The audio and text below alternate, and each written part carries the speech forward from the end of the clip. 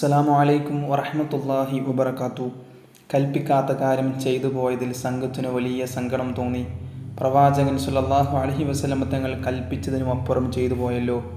മക്കയിലെ കൊടും ക്രൂരതകളുടെ പഴയ ഓർമ്മ മനസ്സിൽ തെളിഞ്ഞു വന്നതാണ് ഇതിനൊക്കെ കാരണം. അള്ളാഹുവിൻ്റെ തീരുമാനം വരെ നബി സല്ലല്ലാഹു അലൈഹി വസല്ലം തങ്ങൾ ഇക്കാര്യത്തിൽ ഒന്നും ചെയ്തില്ല. വഹി വന്നു, അനുചരന്മാർക്ക് മാപ്പ് ലഭിച്ചു.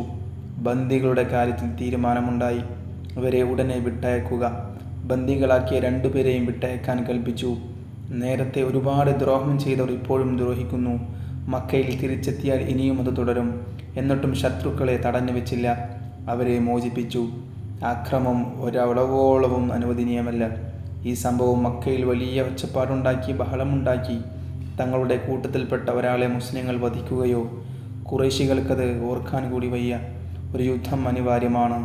മദീനയെ ആക്രമിക്കുക. ജൂതന്മാരും മുനാഫിക്കുകളും സഹായിക്കും. ഇസ്ലാമിനെ തൂത്തെറിയുക തന്നെ ഖുറൈശികൾ ഉറച്ചു. ഷാമിലേക്ക് പോയ അബൂ സുഫിയാനും സംഘവും തിരിച്ചു വരാൻ സമയമായിരിക്കുന്നു. കച്ചവട സംഘത്തെ വഴിയിൽ തടയണം. അതിനൊരു സംഘം പുറപ്പെടണം. ഉശ്റയിൽ വെച്ച് അവരെ തടയാൻ കഴിഞ്ഞില്ല. ഇത്തവണ തടയണം. ഷാമിൽ നിന്ന് അവർ പുറപ്പെട്ടതായി വാർത്ത കിട്ടി. അബൂ സുഫിയാൻ്റെ മനസ്സിൽ ചില സംശയങ്ങൾ കടന്നുകൂടി. മുസ്ലിങ്ങൾ വഴിക്ക് വെച്ച് തടയും. 40 യോദ്ധാക്കൾ തൻ്റെ കൂടെയുണ്ട്. അവരെ കൊണ്ട് മുസ്ലിങ്ങളെ തോൽപ്പിക്കാനാവില്ല.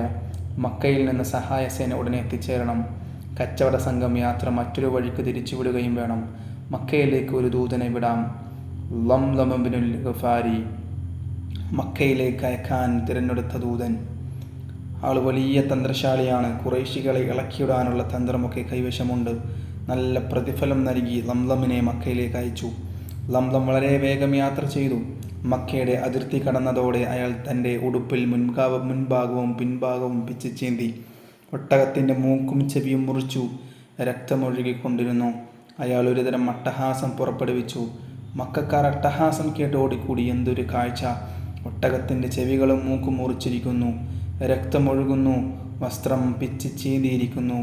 പാവം ആർത്തട്ടഹസിച്ചു കരയുന്നു. എന്തു പറ്റിയടോ തനിക്ക്?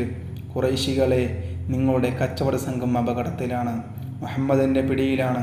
അബൂ സുഫിയാൻ അപകടത്തിലാണ്. രക്ഷിക്കൂ, രക്ഷിക്കൂ! അപകടം! ഖുറൈശികൾ ഞെട്ടി. ഖാഫിലയ്ക്ക് നേരെയുള്ള ഭീഷണി മക്കയുടെ സാമ്പത്തിക സുസ്ഥിരതയ്ക്കെതിരായ ഭീഷണിയാണ്. നേരിടണം. നേതാക്കൾ കൂടി ആലോചിച്ചു. ഒരുക്കങ്ങൾ പെട്ടെന്നായിരുന്നു. അബൂജഹൽ നേതൃത്വം ഏറ്റെടുത്തു കഴിഞ്ഞു. ആയുധമണിയുക, യുദ്ധത്തിന് തയ്യാറാവുക. അബൂജഹലിൻ്റെ കൽപ്പന. പിശാചിനെ പോലെ അട്ടഹസിക്കുന്ന അബൂജഹൽ. മുഹമ്മദിൻ്റെ അന്ത്യം. അതിന് സമയമായിരിക്കുന്നു. ഘോരയുദ്ധം. അതിലെല്ലാം നശിക്കണം. എല്ലാ ശല്യവും തീരണം.